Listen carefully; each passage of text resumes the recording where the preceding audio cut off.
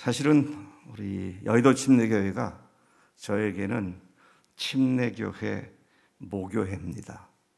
72년도에 개척이 됐고 저는 73년도에 군대에서 제대를 하면서 여의도 침례교회를 나오기 시작을 했습니다. 그때로부터 초등학교, 중등학교, 고등학교 아이들 성가대 제가 대장까지 했었습니다. 공목생 모르셨죠? 그리고 청년대학부를 만들어서 청년대학부를 한 5년간 열심히 양육을 하고, 그리고 79년도에 신학교 교수로 부르심을 받고 35년 명예교수까지 40년을 신학교에서 학생들을 가르치는 교수 생활을 했습니다. 은퇴 후에는 제가 주님의 기쁨 교회라고 하는 개척된 교회를 담임을 해서 지금 8년째 담임 목회를 하고 있습니다. 제가 이 교회가 여의도 침례교회가 저의 침례교 모교일 뿐만 아니라 여기에서 제가 장가를 갖고, 여기서 제가 신학교를 갖고, 여기에서 제가 목사 안수를 받았고, 여기로부터 신학교 교수로 부르심 받고 간 것이기에 그야말로 제 영적인 고향과 전혀 다름이 없는 그런 교회로 제가 항상 사랑하고 관심을 갖고 기도하는 교회입니다. 오늘 이렇게 부활절 특별 새벽기도회 저를 초청해 주신 우리 공목사님과 또 모든 사랑하는 교인들 여러분들에게 감사를 드립니다. 지난 날들보다 앞으로의 날들이 더 아름답고 영광스럽고 주 앞에 쓰임받는 여의도 침례교회가 될 줄로 믿고 그렇게 축복을 합니다. 오늘 본문 말씀은 불과 몇 시간 후면, 그죠? 한 두세 시간 후면 체포를 당하시고, 그리고 그날 밤 이리저리 이첩을 당하셔서 가야바에게도 서시고 또 빌라도에게도 서시고 헤롯에게도 서시고 다시 빌라도에게 와서 사형 온도를 받기까지의 긴박한 시간이 전개되는 바로 그 시간 앞서서 제자들과 함께 예수님께서 마지막 날 밤 유월절 만찬을 하시는 자리에서 하신 말씀들이 오늘 본문 내용입니다. 저는 이 본문 말씀을 읽다가 너무나 충격을 받았습니다. 우리가 성경을 읽으면 예수님이 세상에 계실 때에 그분이 하신 일들을 볼 때 많은 충격적인 일들이 있지만, 이날 밤 오늘 읽은 본문 말씀 전후한 그분과 제자들과의 관계는 정말로 쇼킹한 것이 아닐 수가 없습니다. 왜냐하면 지난 3년간 제자들은 예수님을 쫓아다니는 일에 있어서 요즘 말로 찐진심이었습니다. 조금도 다른 마음 품지 않고 예수님 따르는 일에 전심전력을 했습니다. 직업도 포기했습니다. 가족도 버렸습니다. 주님께만 전심했고 전력 질주했고 올인한 그런 지난 3년이었습니다.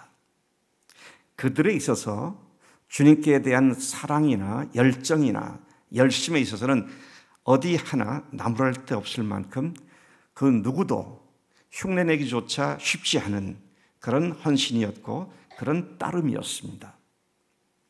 아마 우리 여의도 교회에 이런 분들이 목사도 아니고 전도사도 아니고 선교사도 아닌데 직업 그만두고 가족 뒤로 하고 하나님께서 하라신 일만 전심전력해서 하는 분이 계시다면 전설적인 인물이 되지 않겠는가 그런 생각을 합니다. 제자들이 그랬습니다. 그래도 여의도 교회는 전 세계적으로 알려져 있는 좋은 큰 교회잖아요. 그런데 지난 3년간 제자들이 쫓았던 예수님은 이단으로 의심을 받고 사람들로부터 적대 관계도 가졌던 그 예수님을 3년간 전폭적으로 따르고 그분에게 배우고 살았다. 그런데 오늘 왜 이것이 쇼킹하냐? 그렇게 3년을 쫓아다니며 예수님을 직접 경험했고 그분의 행하신 놀라운 표적들을 보았고 그들이 하시는 말씀으로 큰 도전도 받고 깨달음도 있었지만 제자들이 믿는 예수님과 예수님의 실제 정체와는 엄청난 차이가 있는 것을 보게 됩니다. 아마 그날 밤 이제 한두 시간, 두세 시간 후면은 제자들과 영영 이별을 해야 할, 영영은 아닙니다만 곧 이별을 해야 할 주님께서 제자들이 자신에 대해서 보고 있는 믿음의 자리하고 당신이 계시는 그 자리가 너무도 엉뚱하게 갭이 컸기 때문에 아마 주님은 매우 답답한 심정을 가졌을 것이다. 그런 추측을 하게 됩니다. 자, 이럴 수가 있습니까? 3년간 주님을 쫓았는데 주님과는 실제에 있어서 주님의 정체 자체, 그분이 누구신지에 대해서는 전혀 180도 다른 먼 거리에 있었던 제자들, 그리고 그들을 곧 떠나야 할 긴박한 마지막 순간 주님께서 마음속으로 굉장히 긴장하셨을 것이다. 그런 생각을 해도 틀림이 없습니다. 그들은 예수님을 이스라엘의 메시아로 믿고 쫓았습니다. 그리고 때가 되면 왕권을 선포하고 왕 위에 오르시고 자신들을 좌우측, 우리 조선시대로 말하면 좌의정, 우의정, 영의정, 이조판서, 병조판서, 호조판서 여러 장관직을 맡겨줄 것을 기대하며 그런 메시아로 쫓았지 않습니까?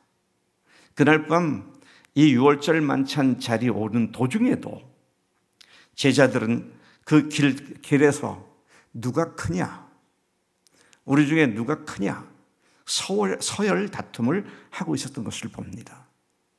그래서 누가 더 좋은 자리를 물려받게 될 것인가, 임명받게 될 것인가, 그들의 초미의 관심사가 거기에 있었던 것을 보게 된 것이죠.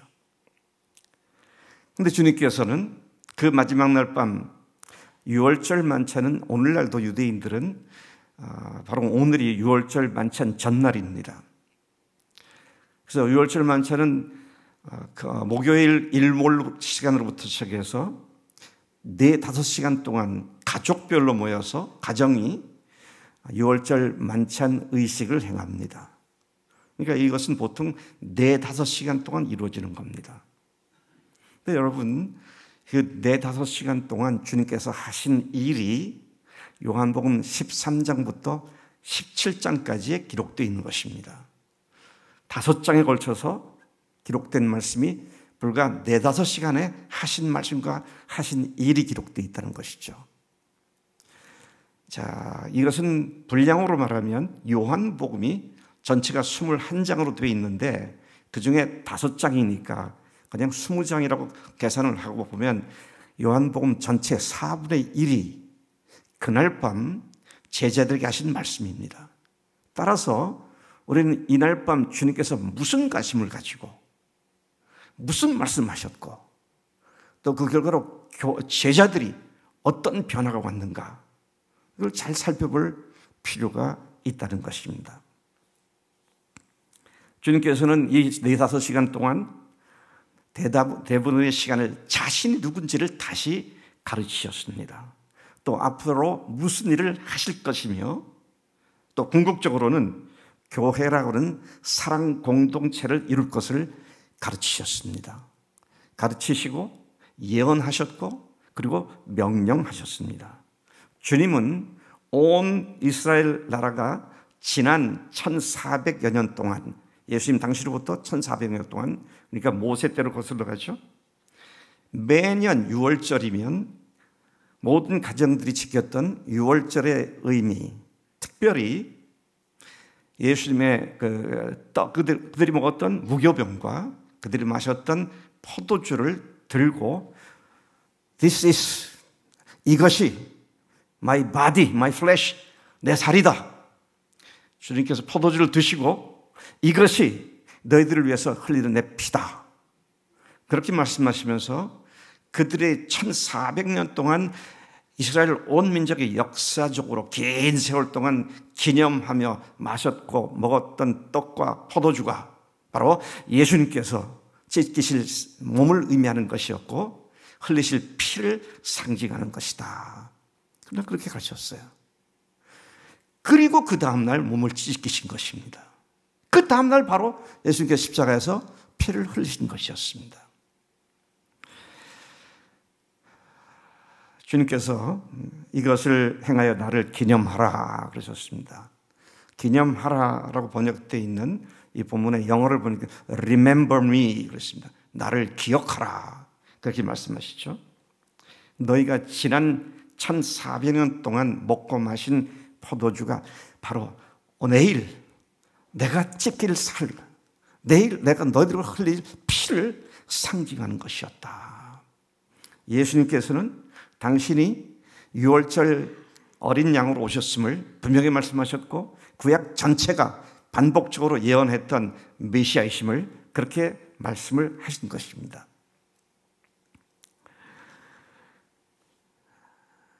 또한 주님은 그날 밤에 당신이 앞으로 하실 일에 대해서 말씀하실 때 어디로 가신다고 하셨다가 가서 뭘 준비하면 다시 오겠다고 말씀하셨다가 또 조금 있으면 너희들이 나를 못 본다고 그랬다가 또 조금 있으면 또 나를 볼 거다.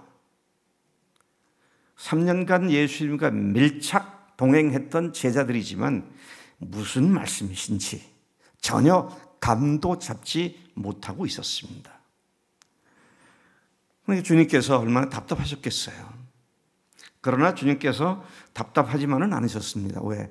앞으로 발생할 일들이 그들의 눈을 밝히 뜨게 만들고 앞으로 임하게 될 성령께서 그들을 담대한 주님의 복음의 증인으로 삼게 하실 것을 바라보셨기 때문에 주님은 그 시간을 인내하시면서 마지막 시간까지 제자들에게 당신이 누구신지를 강력히 소개를 하신 것을 보게 됩니다.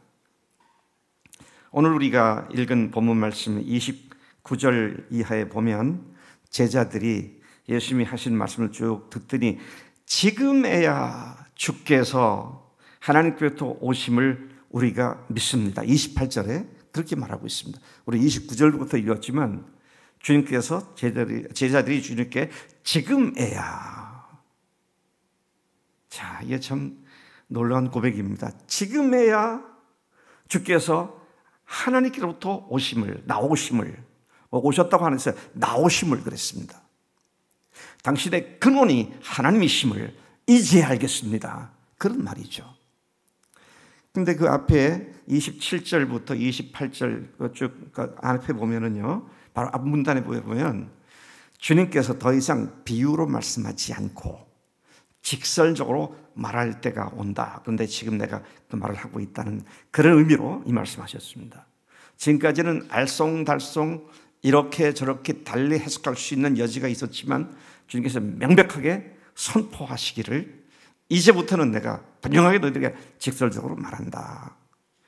그러면서 당신이 누구신지를 쭉 말씀하시니까 그들이 이제야, 지금에야 당신이 하나님께로부터 나오심을 알고 믿사옵나이다. 여러분, 이게요, 지난 3년간 예수님께서 제자들로 듣고 싶으셨던 고백이었습니다. 근데 지상사역 마지막 순간에 그들이 이 고백을 한 것이다 하는 것이죠. 자, 그 말씀을 들은 주님께서 뭐라고 그러십니까? 그 말씀을 들으신 뒤에 아주 의외의 질문을 하십니다. 너희들이 이제는 너희가 믿느냐? 너희가 믿느냐? 단순히 이스라엘 왕국을 건설하기 위해 오신 분이 아니라 하나님이시라는 제자들의 신앙 고백을 들으신 주님은 참으로 기뻐하고 크게 즐거워하실 그런 일이었습니다. 예수님은 단순히 이스라엘뿐 아니라 온 인류를 사망에서 건져주시고 죄에서 구원해 주시는 하나님 자신이심을 제자들이 드디어 보기 시작했고 알기 시작하는 시점을 통과했다는 사실을 여기서 보게 됩니다. 하나님으로서의 그분의 정체와 제자들이 예수님을 향해 가졌던 믿음의 기대는 지난 3년 전부터 처음부터 어긋나 있었습니다. 그들은 이스라엘의 정치적, 경제적 메시아로 믿고 쫓았고 예수님은 온 인류를 구원하실 하나님으로서 사역을 하시기 위해서 오셨고 처음 출발부터 이 갭은 엄청난 갭이었는데 드디어 그날 마지막 날 밤 주님께서 이런 말씀을 쭉 하시니까 제자들이 이제야 지금에야 당신이 하나님께로부터 나오심을 우리가 믿사옵나이다. 그런데 주님의 대답은 좀 의외였습니다. 약간은 반신반의한 듯한 질문입니다. 이제야 너희가 나를 믿느냐? 그래. 이제 너희들 알게 됐어? 내가 하나님인 걸 이제 알았어? 가 아니라 이제야 알게 됐느냐? 그러면서 주님께서 그들의 대답에 찬물을 쫙 끼얹으십니다. 너희가 오늘 나를 다 버리고 각기 다 도망갈 것이고 그러고 나 혼자 두게 될 거다. 그 말을 들은 베드로가 조금 억울했던 것 같아요. 그래서 베드로가 주님 다 그렇구나 누구라도 그렇게 한다 할지라도 저는 그러지 않겠습니다. 자, 이것이 같은 내용을 담고 있는 마태복음 26장에서 나오는 말씀입니다. 26장 33절부터 35절까지 베드로의 얘기가 나옵니다. 모두 주를 버릴지라도 나는 결코 버리지 않겠습니다. 이런 얘기를 들었으면 예수님께서 야, 너희들 다 들었지? 베드로 한 말 들었지? 너희들은 뭐 하는 것들이야? 이렇게 나와야지. 그렇게 말씀하지 않으셨습니다. 그런 주님께 대한 충정 어린 말을 하는 베드로를 향해서 말씀하시기를 오늘 밤이라고 했어요. 닭 울기 전에 네가 3번 나를 부인하리라. 이 말씀을 들은 베드로가 더 억울해졌습니다. 아니 내 충정을 이렇게 몰라주시다니. 그래서 그가 말하기를 35절에 내가 주와 함께 죽을지언정 주를 부인하지 않겠나이다.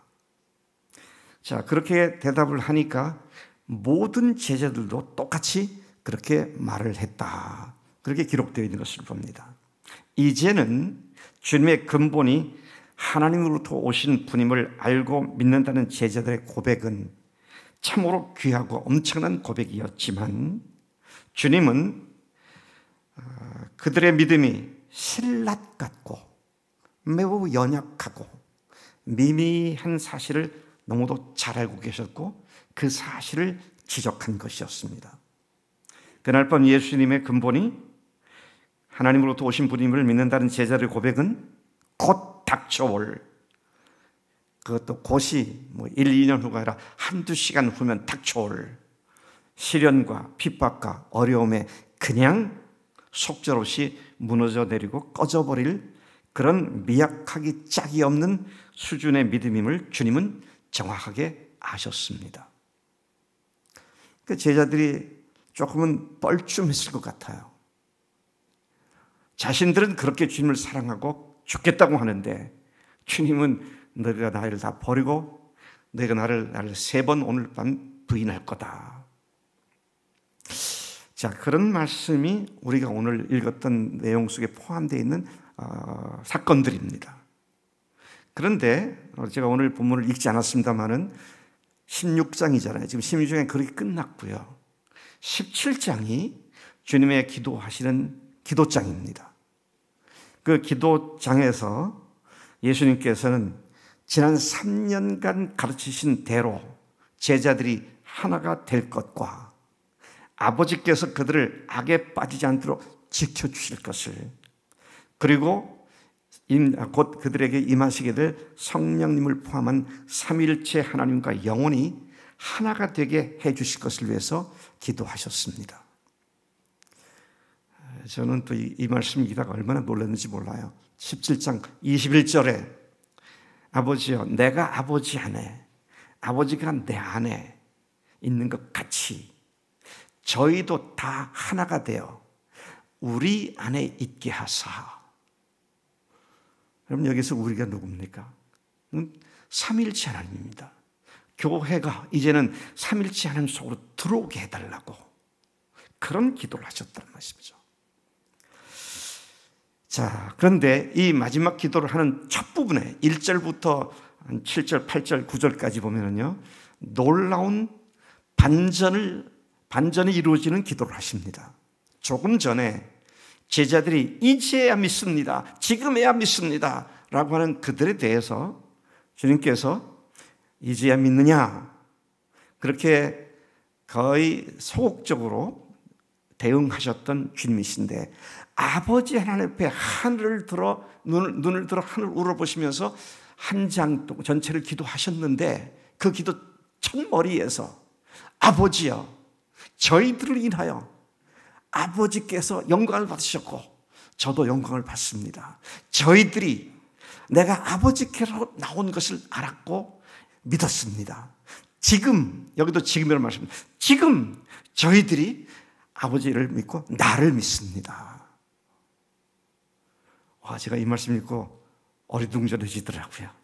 조금 전에는 미미하고 연약하고 형편없는 믿음으로 취급을 하셨는데, 하나님 향해서 기도하실 때는 아버지께서 이들로 말미암아 내가 저희들에게 전해준 말씀이 아버지 말씀인데 저들이 아버지 말씀을 받았고 내가 아버지께로부터 온 걸 알았고 이제는 지금 저희들이 믿는 자가 되었습니다.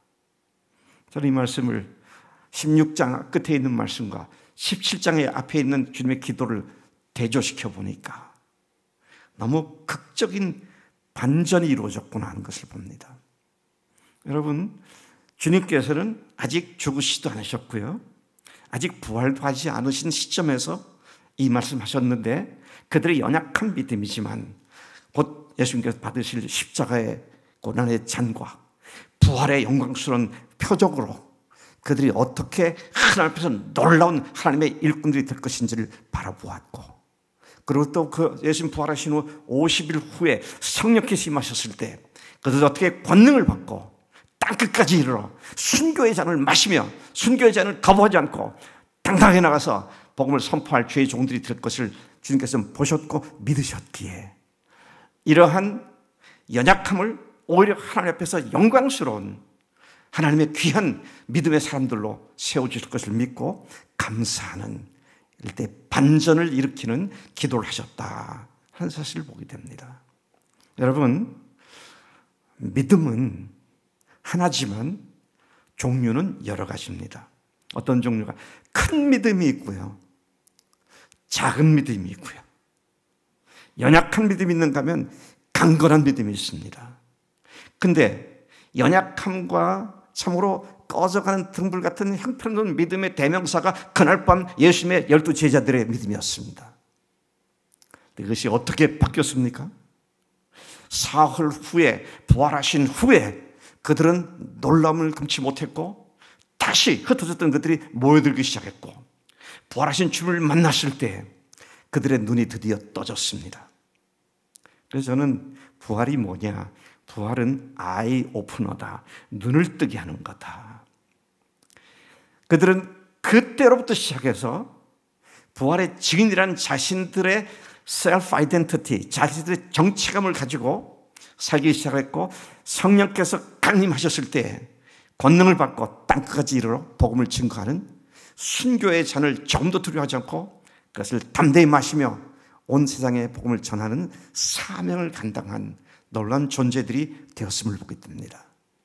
오늘 여러분 스스로를 나는 믿음이 너무 약해, 나는 너무 자주 넘어져, 오늘 결심하고 주님 앞에 결단해서도 작심삼일도 안 돼서 곧 무너지는 그런 존재야. 그렇게 여러분들을 스스로 자책하실지도 모르겠습니다. 근데요, 그리스도인의 승리는 우리들의 결단과 결심이 아니라 우리 속에 들어오신 성령님께서 그분의 능력으로 우리를 능력 있게 세워주신 줄로 믿습니다. 우리가 주님 앞에서 받은 성령은 곧 하나님이신데, 그분께서, 예수님께서 그분이 오실 것을 약속하셨고, 오신 그분께서, 주님께서 그날 오순절 역사 이후에 완전히 12명의 제자들과 또 누굽니까? 120명의 문도들과 좀 더 많게 말하면 500명의 형제들이 조금도 핍박과 어려움과 고난을 굴하지 아니하고 전 생애를 불살라 주님의 일꾼으로, 주님의 사명자로 살아간 줄로 믿습니다. 여러분, 우리들의 신앙의 성장의 어떤 선을 그을까요? 어떤 선을 그린단 말이야? 무슨 이런 업 앤 다운의 곡을 그릴까요? 아니면 쭉 상향선을 그을까요? 우리들의 삶의 경험을 보면 계속 오르락내리락 하는 것 같습니다. 그런데 질문을 하나 드리겠습니다. 예수님이 아버지 하나님께로부터 오신 분이시며 그분이 하나님의 사실을 믿기 시작한 것으로 시작하여 부활하신 후 변화된 예수님의 제자들은, 그리고 성령께서 임하셨을 때, 그 기간이 불과 마지막 날 밤으로 시작해서 50여일 후까지를 하면 53일 정도밖에 되지 않지 않습니까? 그 기간 동안에 그들은 영원히 변화되었습니다. 전혀 다른 사람들이었습니다. 소위 말하는 게임 체인저가 이루어진 것입니다. 여러분, 우리 그리스도의 삶에 이제는 부활하신 예수님이 지금 내 속에 살아 계시고 성령님을 보내주셔서 성령께서 나에게 능력을 주시기 때문에 그분을 의지하고 달려가게 되면 우리가 할 일은 딱 한 가지인데, 매 순간순간 성령께서 말씀하신 대로만 순종하면 그분께서 내 삶을 능히 승리 가운데로 인도하실 줄로 믿습니다. 여러분, 제자들이 예수님을 주님으로 모신 이후에, 부활하신 예수님을 만난 이후에 그들이 또 업 앤 다운을, 신앙이 오르락 내리락 했을까요? 저는 성경 어디에서도 그런 흔적을 찾아보지 못했습니다. 그들은 승리의 연속의 삶을 살았고 결국은 목숨까지 아껴주고 주님을 위해서 헌신하고 순교하는 그런 자리까지 들어갔죠. 부활과 성령 강림은 모두에게 주신 하나님의 은혜인 줄로 믿습니다. 이번 부활절이 여러분들의 삶을 완전히 바꾸는 아이 오프너가 되게 하시고, 이번 부활절이 여러분들의 삶을 완전히 바꾸는 게임 체인저가 되는 그런 복된 부활절이 되어서 여의도 침례교회가 지금까지 하나님께서 받은 복이라고 하는 거대한 자원, 그것이 폭발적으로 또다시 하나님 앞에 쓰임받게 되는 그런 복된 교회가 되기를 축복합니다. 기도하겠습니다. 아버지 하나님, 감사합니다. 오늘 부족한 종을 이곳에 보내주시고 또 사랑하는 여의도 침례교 믿음의 형제들과 함께 그 마지막 날 밤 죽으시고 부활하실 것을 바로 목전에 두신 주님께서 제자들의 눈을 뜨게 하시고, 또 제자들의 그 믿음을, 고백을 듣고 아버지 앞에 크게 기뻐하며 자랑하듯 찬양한 것을 생각하게 됩니다. 하나님, 이 복음이 우리 모두에게 똑같이 전해주셨사오니 부활하신 주님을, 지금 살아계신 주님을 모신 자들로서, 성령을 모신 능력 있는 자들로서의 삶을 적극적으로 살 수 있도록 우리를 붙잡아 주시고 복 주실 줄로 믿습니다. 감사하고 이 모든 말씀을 예수님의 이름으로 기도로 삼나이다. 아멘. 아멘.